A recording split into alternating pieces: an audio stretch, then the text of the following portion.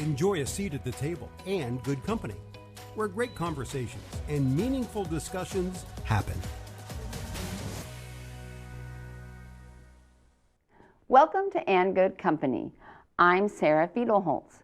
We all know a great dinner party isn't really about the food. It's about the people seated around the table engaging in lively discussion. And Good Company gives you the opportunity to enjoy a seat at the table and watch smart and interesting conversations as they happen.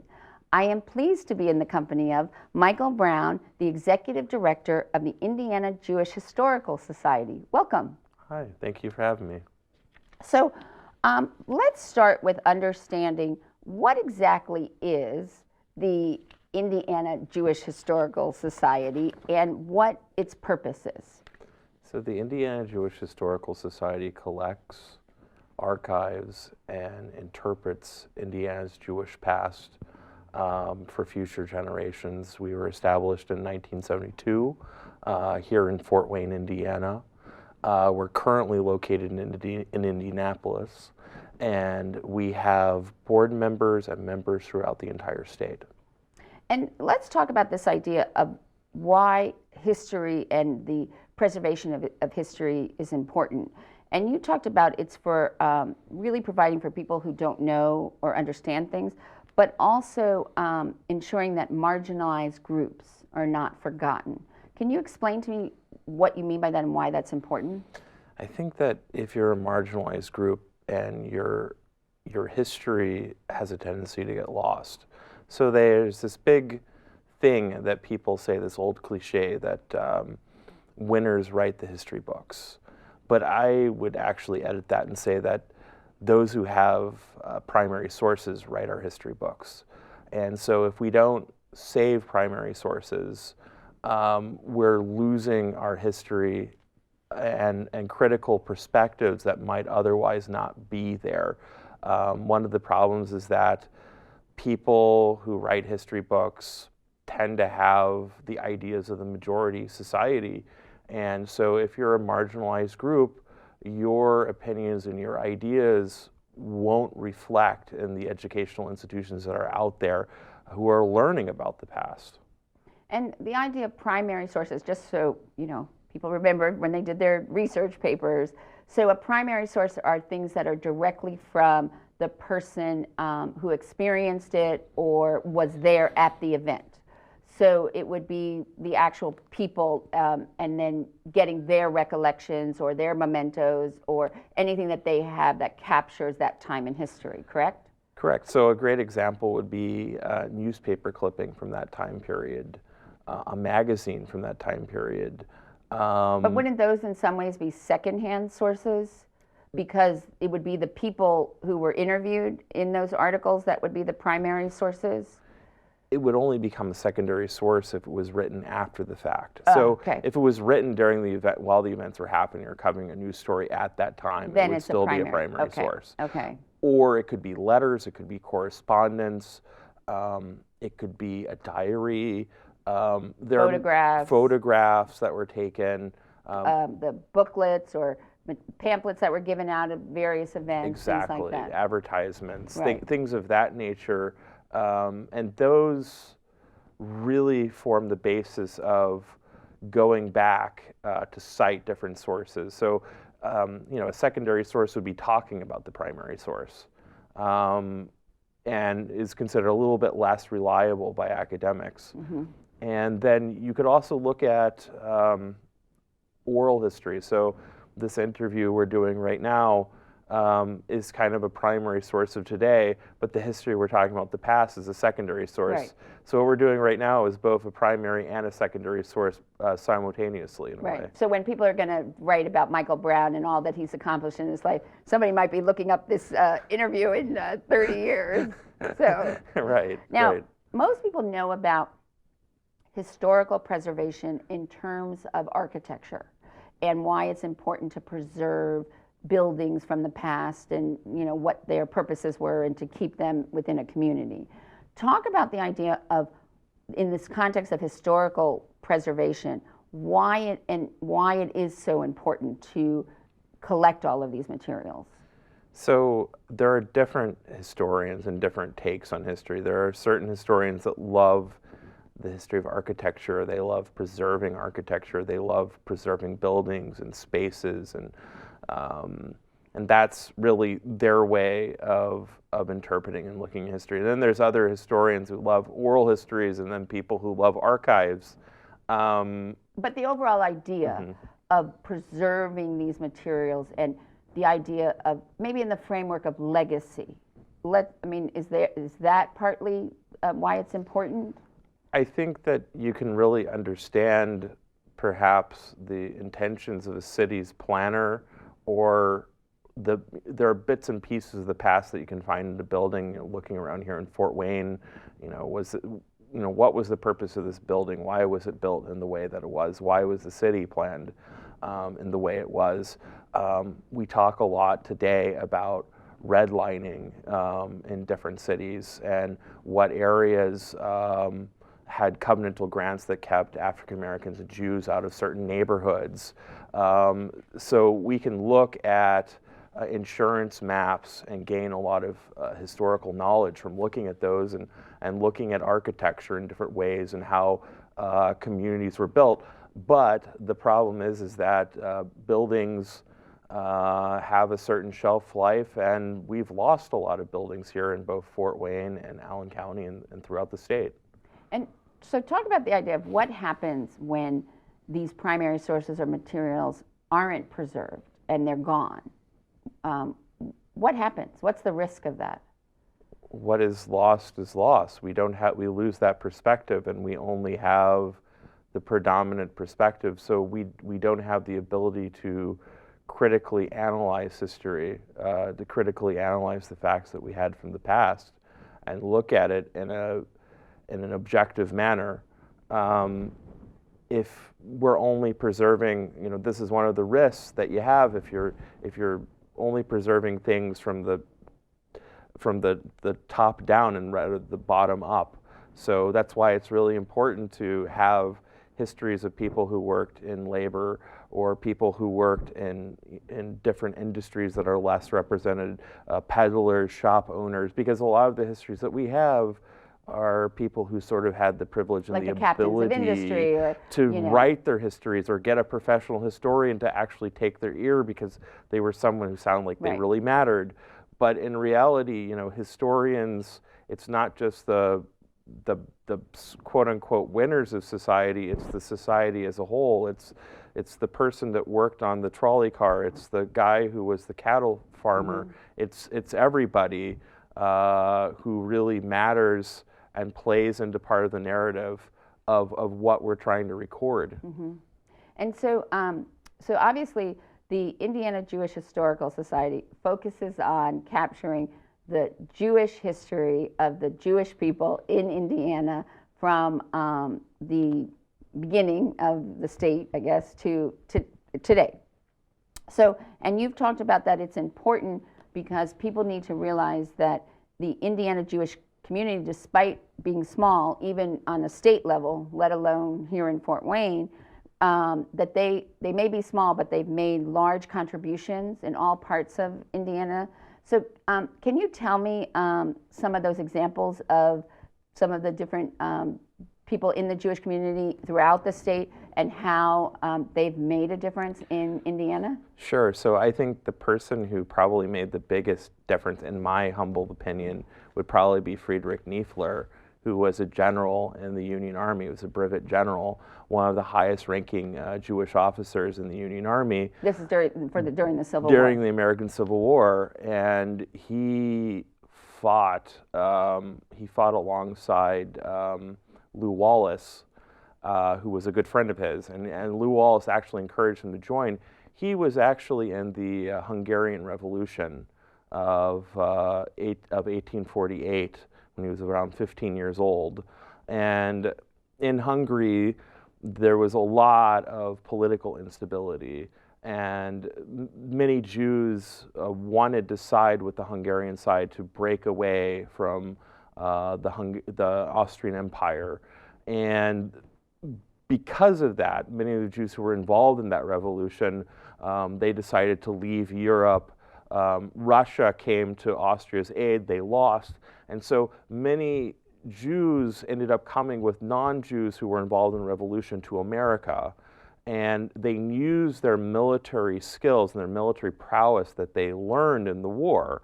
And Friedrich Niefler ended up in Indianapolis. His father was a physician. He first of all started out as a woodworker and then eventually became a lawyer. And when he joined, he moved up from being a lieutenant all the way up to a general during the war. He actually faced off in Georgia in a key battle. I'm trying to remember the battle, but he charged up the middle when the Confederate forces thought that he would go around the sides. He just went right up the middle, charged up, and split General Bragg's forces into two. And this led to General Sherman's march to the sea. Down through Atlanta, down to Savannah. Right. But really, he was a spearhead. Really his tenacity of leading up the middle, as an officer, inspired the soldiers around him, inspired Lew Wallace, the great author who wrote Ben-Hur, and he even relieved Lew Wallace in combat when he became too shell-shocked.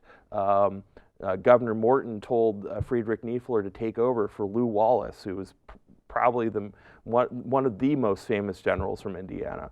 So Friedrich Niefler here is a Jewish immigrant from Hungary, born in Arad, Hungary. It's now part of Romania.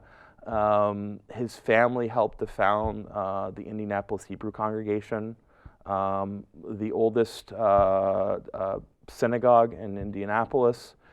And he was actually there when they wrote when they wrote their first bylaws. He was present there, and he became a big deal after the Civil War. He worked with the Pensions Bureau, and he had some back and forth about policy with the U.S. government that kind of got himself into hot water because he had strong opinions about pensions. Eventually, he was asked by the governor to take over the commission to build the Soldiers and Sailors Monument. And it was 20 years behind.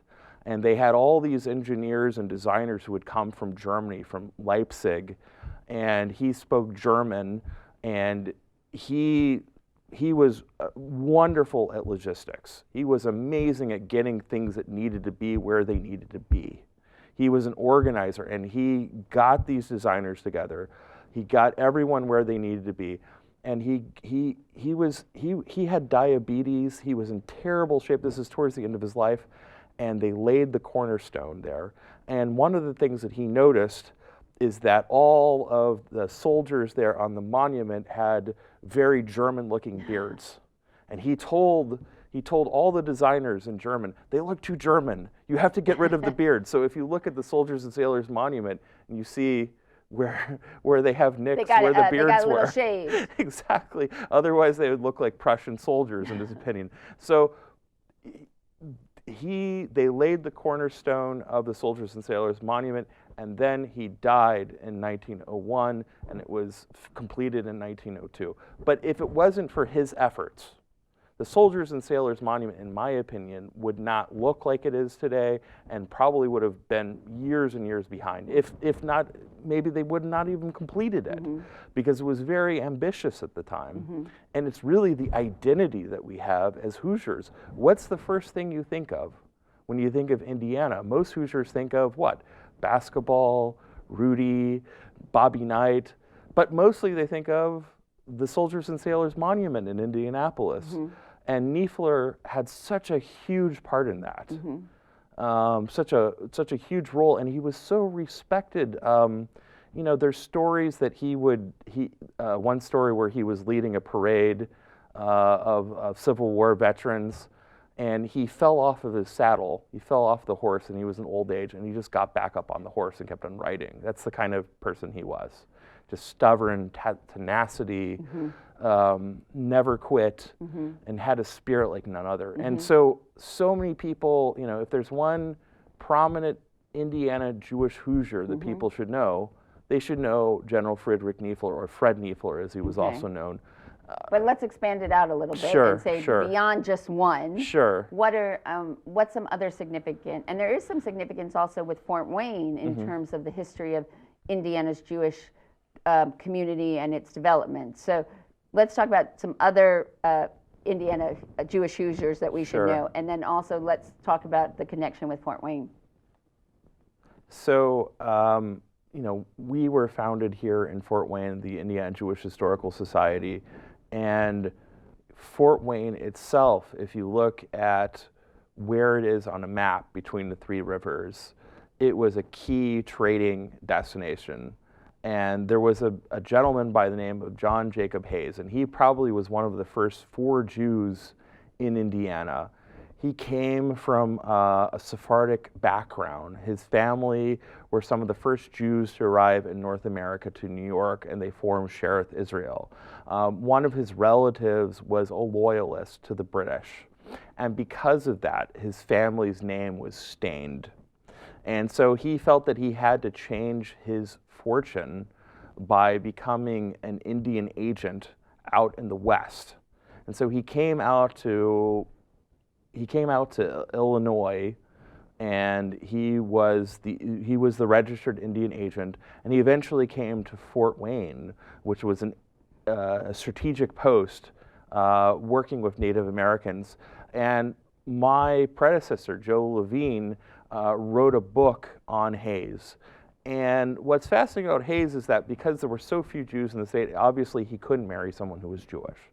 But his descendants kept, and we're very proud of their descendants' Jewish past, they kept his phylacteries, his tefillin, the boxes that Right, you wrap the around the prayer, arm, right. and his talit, his So prayer the things shawl. that he did for the practice, the rituals of the practice of prayer in Judaism. And so he was still very proud of being Jewish, even though he married out of the faith, but he still maintained a Jewish identity.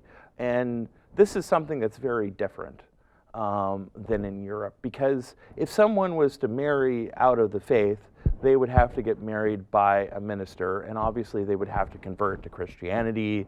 And so in America, that wasn't so. There wasn't a state religion sanctioning that you have to go to a priest or a pastor and convert before you can marry someone who's not Jewish.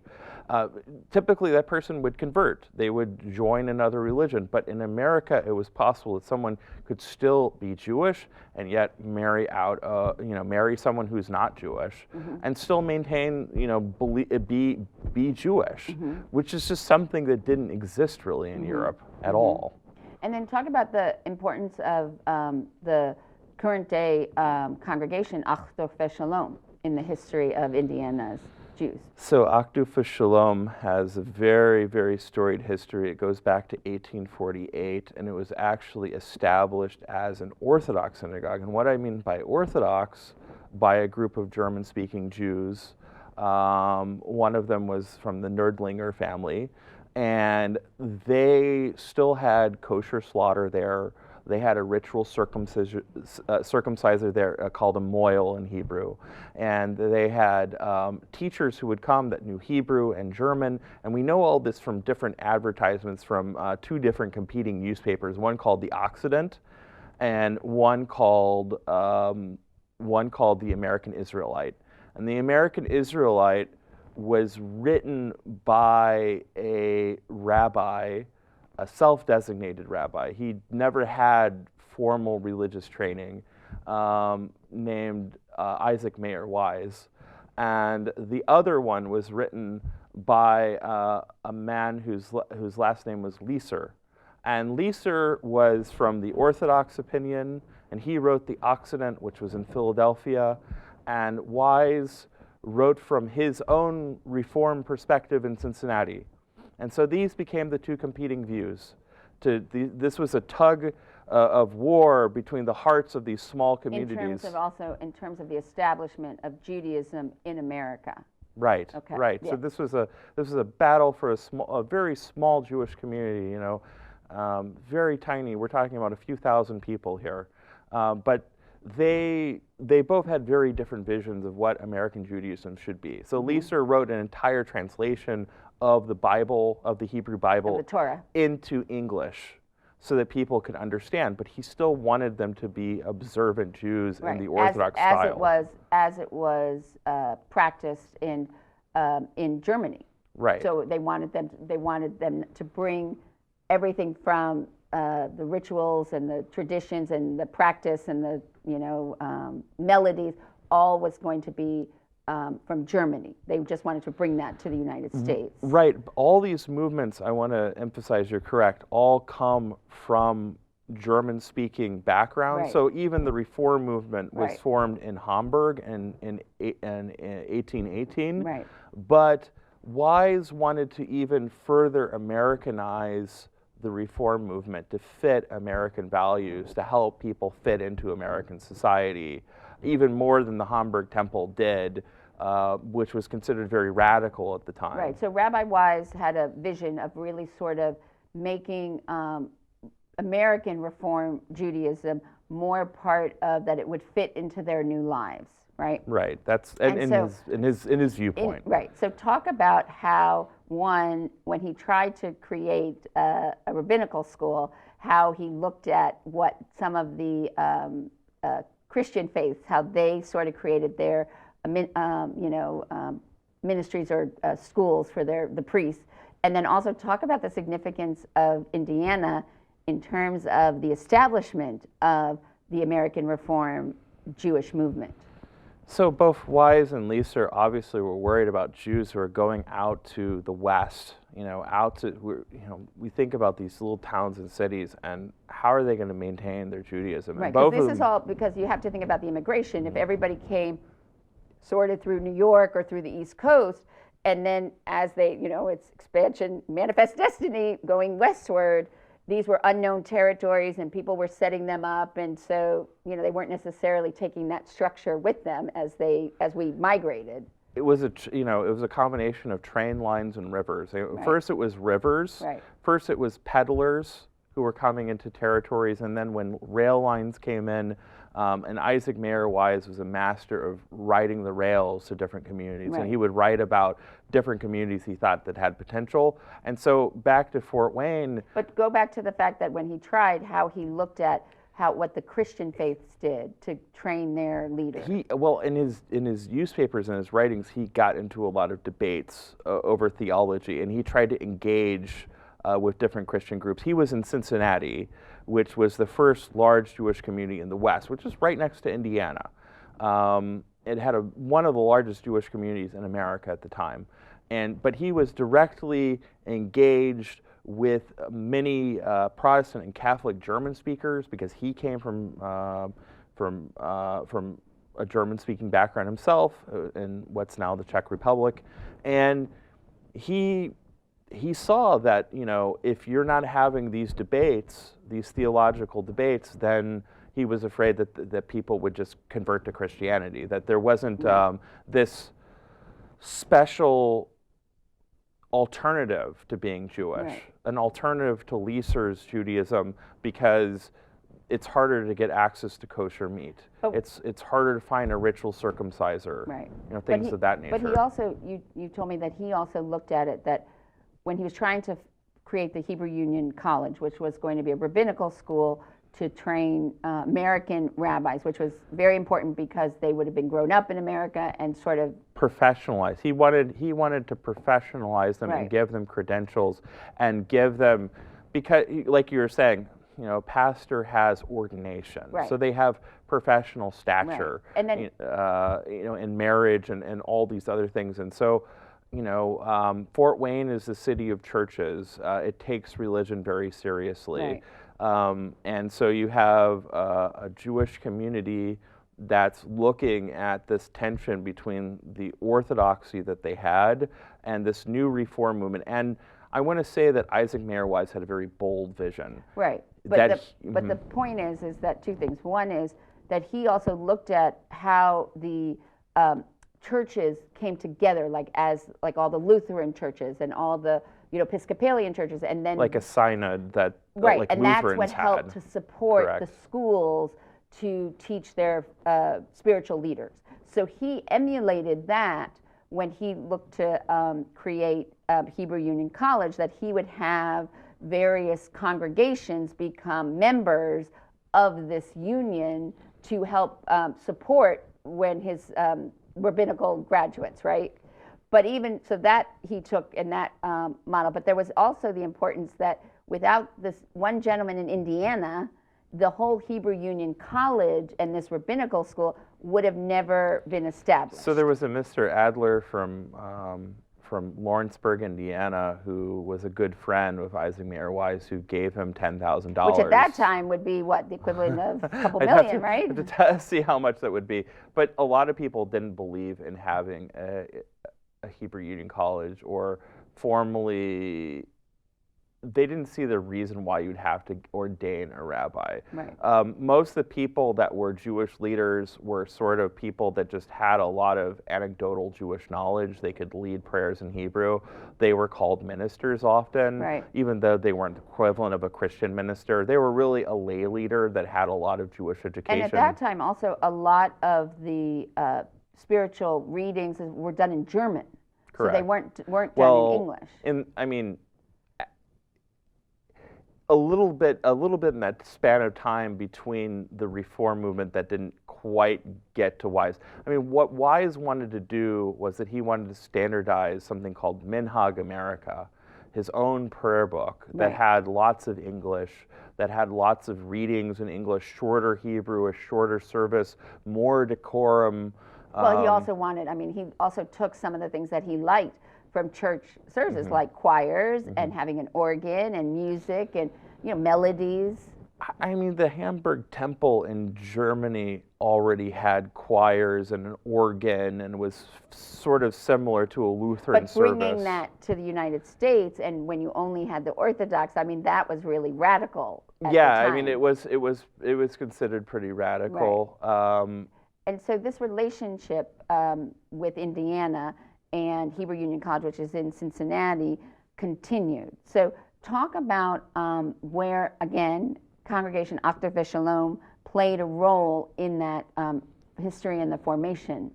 So, I mean, going back a few steps back, so there was this tension within Achdei V'Shalom between Orthodoxy and Reform. And there was also a tension between the immigrants that were German Well, that Jews. comes a bit No, later. but I know, but I'm just trying to, and then there was also from the Eastern European Jews as well.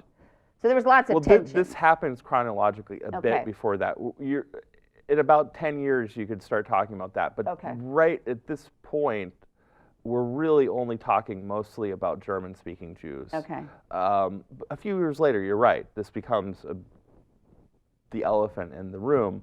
But at this point, it's really the tension between, and this happens in places like Evansville, this happens in Lafayette, and you can see this in these articles in the Occident and the American Israelite, of this tension going back between the followers of Isaac Mayer Wise and the people who dissent. So there's even Reform dissenters that don't like Isaac Mayer Wise. Right. Inside of the congregation, Isaac Mayer Wise ultimately wins out. It becomes like his model congregation, and one of the first graduate of the Hebrew Union College becomes the first ordained rabbi in America who goes to Achdei V'Shalom, which is Fort Wayne. the first Jewish congregation in Indiana. And one of the charter members of this union. Of the Hebrew, yes. Right. And so this is a seminal event in American Jewish history, and it happened here in Fort Wayne. That really the rabbinate was professionalized in a manner that fit Isaac Mayer Wise's vision for America, which was called Minhag America, otherwise known as the American custom. Right. So in Europe, you had Minhag Sfarad for Spain, and Minhag Ashkenaz for Germany.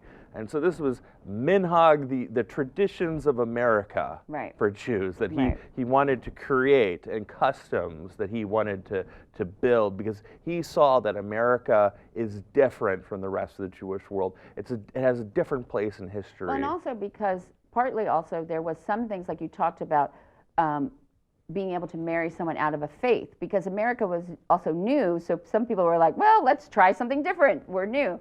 So talk about this whole idea, though, of one of the things that why in Indiana, especially in Fort Wayne, where it was, a lot of the Jews started as peddlers or, scrap metal people and sort of fur trading, and they sort of would have a route and a path, and then they sort of would find somewhere that they would want to live and settle down, and then they saw that they could then open a retail, like a little merchant and build. And part of that in Fort Wayne, the acceptability of that they were Jewish was because they spoke German. So talk about how that really helped to sort of fortify the opportunities for Jews, in the Midwest and in Indiana and Fort Wayne that maybe they wouldn't have had in other places because of the fact that they non-Jews and Jews spoke German. So a lot of non-Jews who were emigrating en masse in much bigger numbers than Jews to Indiana and the Midwest, they shared the same values of having the Enlightenment. There was an Enlightenment that was going on, and they saw what happened in the 1840s as a failure to achieve that the old ways, the old order of Europe wasn't changing. And so many of them were inspired to leave, and they were of a certain mindset that was similar to many Jews who were coming. And when they came to America, they decided, we're not going to have things just like they were in Europe anymore. We're going to invite Jews to join our gymnastics society, or to go fencing with us, or to join even our choral groups. So there were German choral groups that Jews joined. In South Bend, in the early days of the German-speaking Jewish community there, they were really integrated with the other non-Jewish German immigrants. Think of it in terms of like this mosaic of Catholics and Protestants and Jews. So you have a synagogue and a cathedral and a church, and they're all lined up in this vision that people had of the German Enlightenment that they brought here. And they've had similar values in that sense, and they did things together that would not have been possible in Europe because the order of things, the pecking order of how Jews were not part of the society. They weren't really citizens in many instances.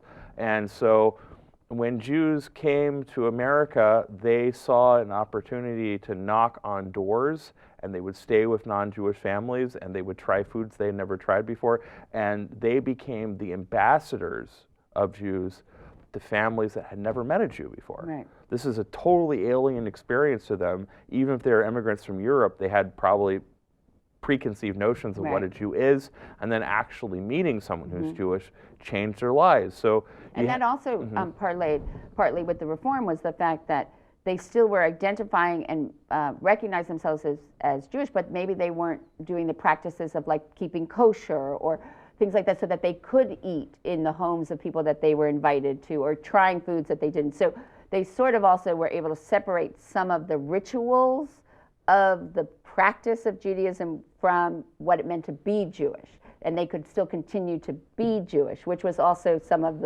what happened with the evolution of American Jewry.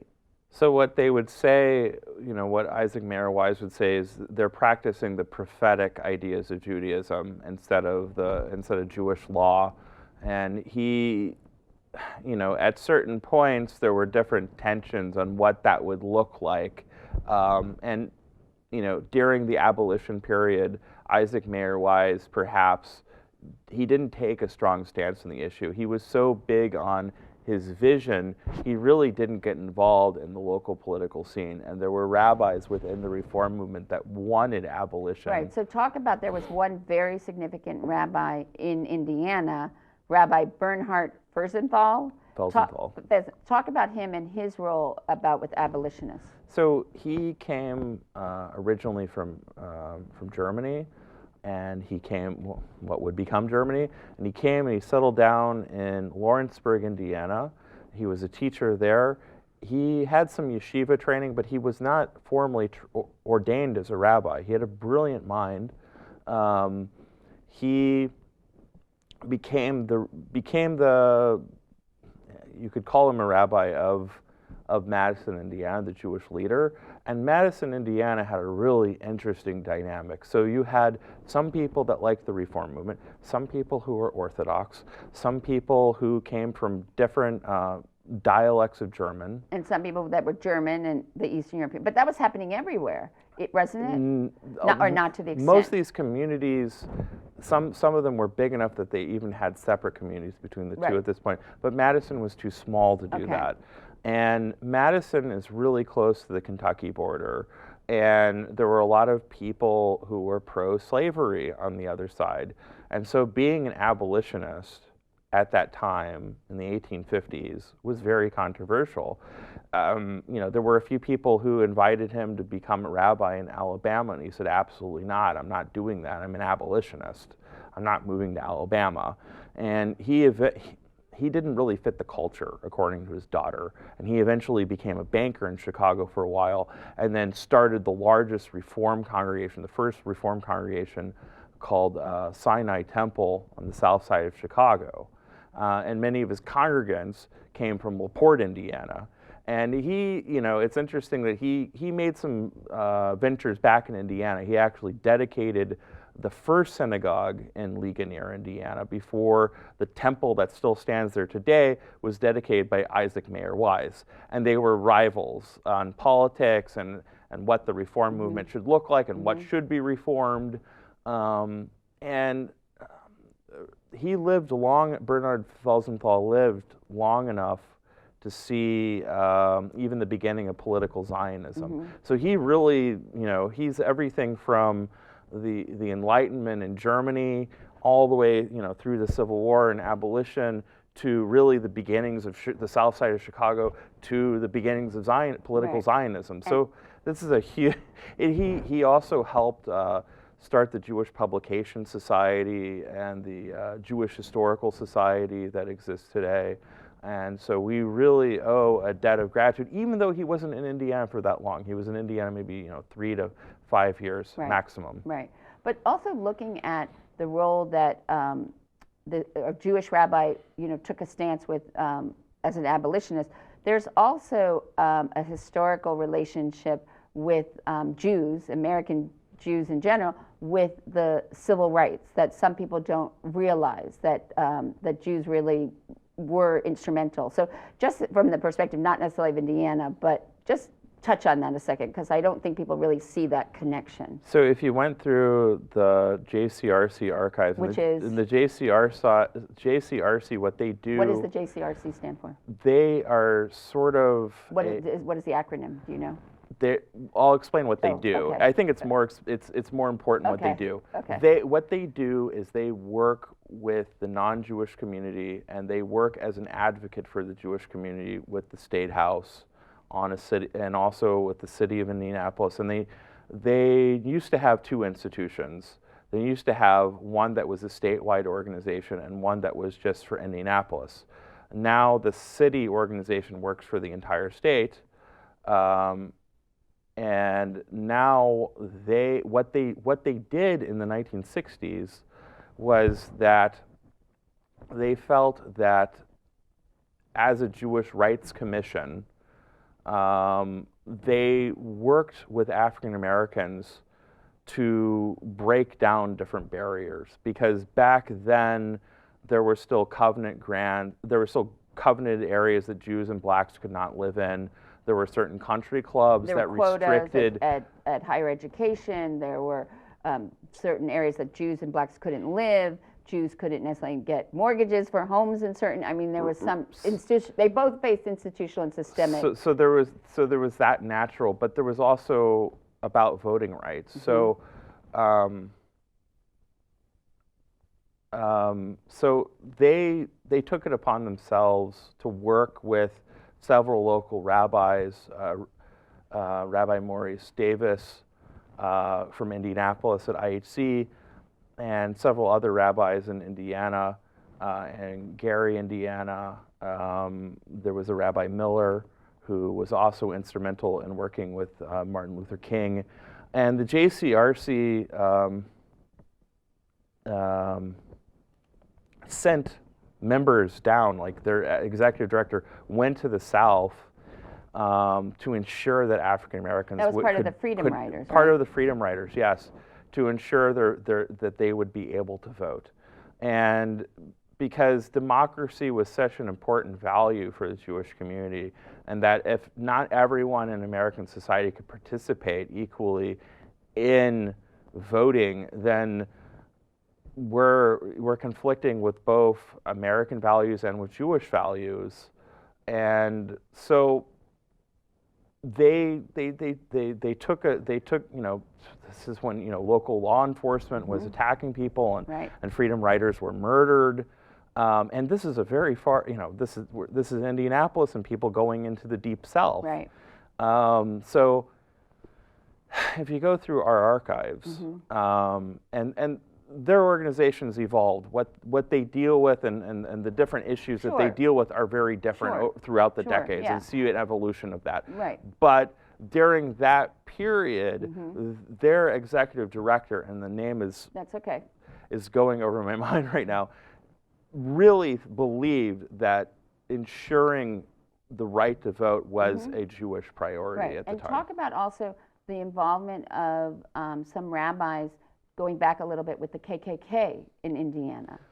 So one of the things that a lot of people don't And understand that period of time was what? When the KKK. in the 1920s. 1920s, Thank you okay. for setting up that time. So we're going back in time We're again. sort of- but- we're going from the 1960s back to the But 1920s. again, what we're showing is how the Jewish community really stood up for other marginalized or minority communities because, one, because they themselves face that, and two, because it is part of what the value of Judaism is, that you stand up for everybody to have the rights to live and Right, worship and do what they want to do. Correct. So in the 1920s, when the KKK really was very entrenched in Indiana, So and talk about how the KKK sort of wedged its way in, its tactics and things. So if you read James Madison, Professor Madison, he's written extensively about the Klan in Indiana, and that's a really good source to go with.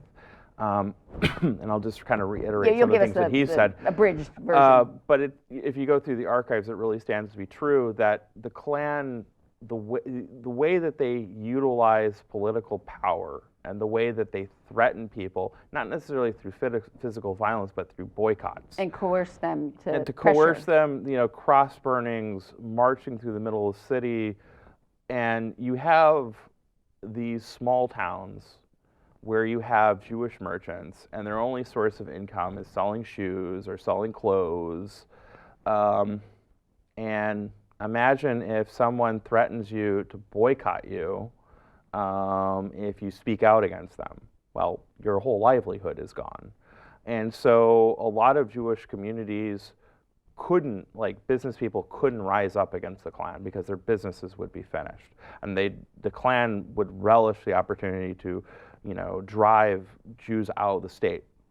So the group that really took the lead, because they had really nothing to lose. I mean, what are you going to do? Boycott their synagogue, boycott their temple? So rabbis, particularly from the Reform movement, in places like Terre Haute and Hammond, Indiana, and Fort Wayne itself, and Indianapolis, they got together with Catholic priests, Protestant ministers, and they talked to them, and they said, look, we have to stand up against them because they're going to destroy the state.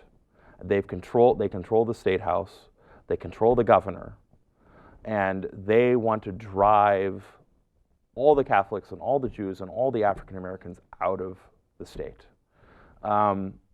And in different meaningful ways. So for example, in Hammond, Indiana, F.W. Du Bois was invited to come to the Bethel Hammond Forum to speak about civil rights in the 1920s. This is F.W. Du Bois. In an amazing story, amazing vignette that happened in Terre Haute, and I'm trying to remember the rabbi's name. The Klan accosted him because he was running a major charity in Terre Haute, and they challenged him to a debate. And so they figured that this rabbi would be an inarticulate buffoon. I don't know why they would assume that, because they believe their own propaganda, perhaps if you read their propaganda. So the rabbi bravely took them up on it. He met them in a public space and started, like, they let him, like, speak to him. And when he was done, he was so articulate. This is how the story goes. This could be just, I've read several different sources for this. The Klan actually donated to the rabbi's non-Jewish charity afterwards. He saw some names that he recognized that he knew were for sure Klans members. So they bravely stood up to them. They wouldn't take anything from them. They knew that if they didn't stand up to them, the business people certainly couldn't, who were the bulwark of the community. And so they knew that they had to do something, and they did it, even though it was scary. I mean, these people are marching in robes and burning things and burning crosses and changing laws. I mean, changing the laws of the state of Indiana against immigrants. Right. Attacking, the Catholics all over the states. I mean, Jews were a smaller group in Indiana. So Jews were not, I don't want to say that Jews were the main target of the Klan. It was more Catholic immigrants, but Jews were also a target. And Jews were constantly mentioned in the Klan's newspapers. The Ku Klux Klan ran a newspaper in Indianapolis, and their brochures and their propaganda, they appeared over and over again as an obsession of the Klan. They would say, like, there were signs, no blacks, no Jews, no dogs. I mean, Jews were thrown in as well as something that they were anti. But that's interesting, because before then, the Klan, the Jews were not really a focus of the Klan. The Klan came out of the South out of Reconstruction. Right. And when the Klan, we could call the 1920s Klan the variant B strain of the Klan. Right. Like almost a different, a disease, but a disease that afflicts in a different way. Right, because it was different than the Klan in the South. But why I think the Jews sort of became part of their focus in Indiana was because during the 1920s, that was really the start when you saw all of these peddlers and these merchants be able to begin to build retail establishments and really it was the start of the Jewish communities going beyond just the Jewish community and becoming prominent within the greater communities in which they lived. It's right that you saw the emergence of different prominent Jews in different communities, but I think what the Klan was really hating was the fact that this was the era of mass migration. So you had many Jews who were coming from what we call Eastern Europe now, Central Europe, who spoke Yiddish, who looked different, who stood out more than the Jews who came before, who spoke German.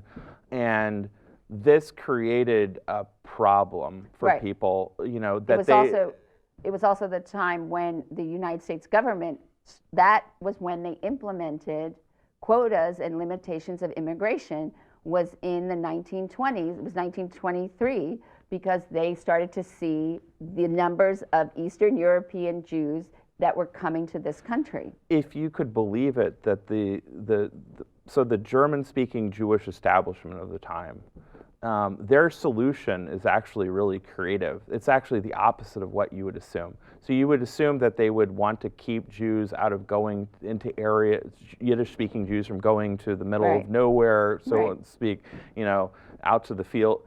Their philosophy was actually the complete opposite of that. To assimilate the Jewish population, there were a group of German-speaking Jewish philanthropists who came together that created what's called the IRO, the Industrial Removal Organization, that actually recruited Jews, promising them jobs in different remote places so that they would more quickly assimilate into places like Terre Haute or even Elwood, Indiana, places that you wouldn't expect Jews to be sent to by other Jews.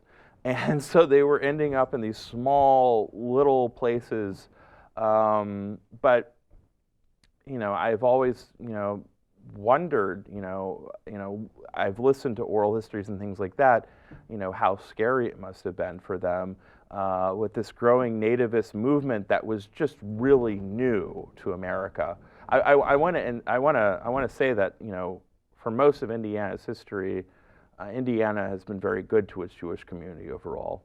The state hasn't experienced widespread anti-Semitism or virulent anti-Semitism like in Europe.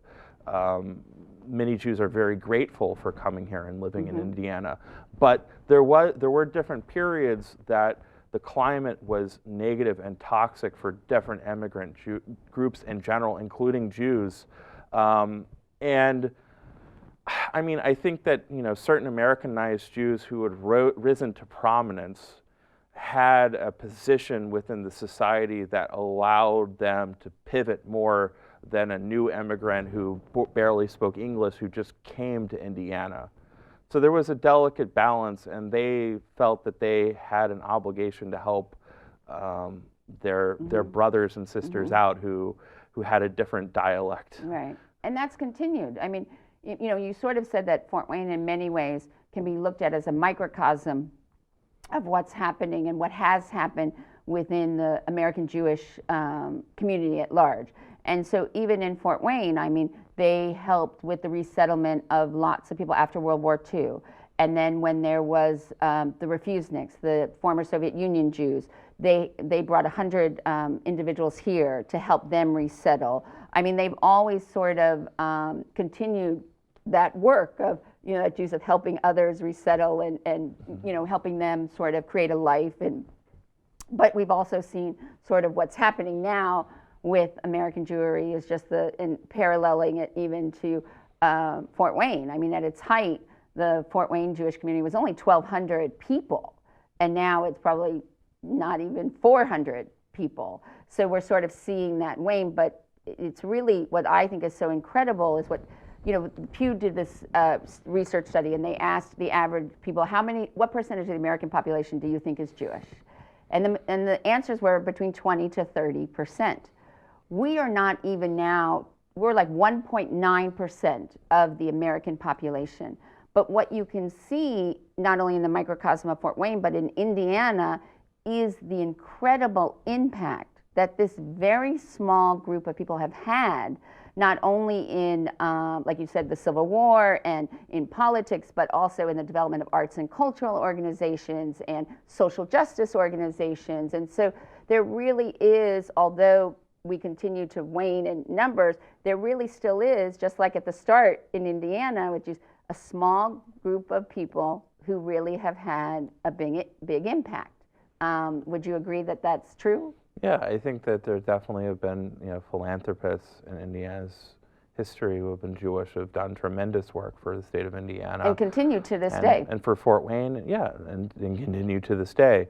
I think that, it's interesting. You look at Jewish philanthropy, which is a fascinating topic in itself, and how much, there's a tension in the Jewish world between the universal and the particular. Right, because there was the belief, like when I was growing up, we supported Jewish causes and organizations because if we didn't, who will? So you focus there, but there was also the commitment to making the community better for everyone as well. So you did have that philanthropy and giving to the greater community. And whether it's universities or hospitals or any number of other projects, Jewish philanthropists have been involved and taken the lead in different areas. But I think really the bigger story, because there are Jewish philanthropy in many states and many cities, really the story about Indiana is that Indiana is sort of this place of constant migration, where people come, are born or live or educated, spend a few years, develop a certain time, and then they go on to someplace else. And so this is a general, the guy who wrote, I'm forgetting his last name, he wrote Take Me Out to the Ball Game. He wrote the melody to it. He was born in Indianapolis and then moved out to New York not long after he was born. Right. Von Sulzer, I think is his last name. Okay. Everyone thinks he's German, but he's Jewish, and he was born in Indianapolis. So there are so many phenomenal people who were born or raised in Indiana, and they have no idea, what their background was or what they did, and it's fascinating when you talk to different people. For example, 2 Nobel Prize winners were both born in Gary, Indiana, and both of them are Jewish in economics.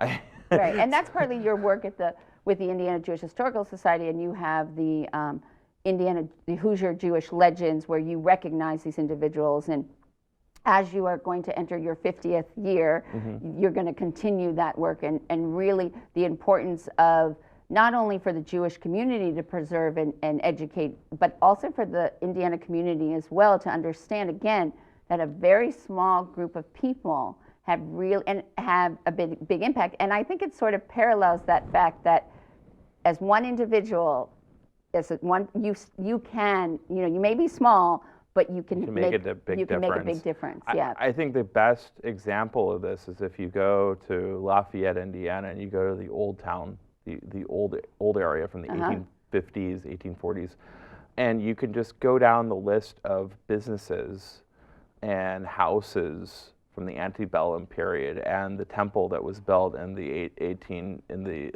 mid 1860s. It's the oldest still standing synagogue in Indiana. You can really see the early impact of the German-speaking Jewish community there. Their cemetery is still there since the 1840s. Well, the same thing in Fort Wayne. We have the Jewish cemetery here. But it's really seeing that, and that's partly understanding that, and every group, I mean, it's not just Jews, obviously we're focusing on it, but every group you can look at their history and their impact, and really, it's so important to understand where we came from, so also we can know where we're going. I think a lot of people don't even realize a lot of these individuals are Jewish. Right, well, that's also, yeah. I mean, a lot of people, if you talk about the Loebs or the Loeb Mansion, they just assume they're German, or even Friedrich Niefler. A lot of people claim him as being Hungarian or even German. Right. They have no idea that the person is Jewish. And that's why it's important for us to preserve this history. Right. So at the end of each And Good Company program, I ask guests the same 12 questions that French novelist Marcel Proust popularized from a Victorian parlor game. What is your favorite word? Wow, this is hard. Elusive. What is your least favorite word? Abstract. What turns you on creatively, spiritually, or emotionally? Awe. What turns you off creatively, spiritually, or emotionally? Frustration. What sound or noise do you love? The wind. What sound or noise do you hate? Loud country music. That was very specific. What profession other than your own would you like to attempt? Teacher. What profession other than your own would you not like to attempt? Working in the sewer system. Who, living or dead, would you most like to have a conversation with? This is really a hard one. I'd like to talk to Albert Einstein. How would you like to die? In my sleep. Okay. On a Saturday. Okay. Specifically on a Saturday. Yeah. Okay. Yeah, it brings you great honor if you die on Shabbat in Judaism. So. Okay. I think they just Peacefully. do that. It's like when they would tell you that it's a good omen if your wedding's on a rainy day. It's just make you feel better. Well, you didn't have any plans made before for it to mess up. So. Right. That's true. If heaven exists, what would you like to hear God say when you arrive at the pearly gates? You're in. Well, I want to thank you for coming and having a seat at our table and helping us understand some of the history and the importance of collecting these stories. Thank you. Very welcome. Thank you. And you can learn more about And Good Company and all the other interesting conversations we have had at andgoodcompany.info. And we look forward to next week when you can again enjoy a seat at the table for great conversation and good company.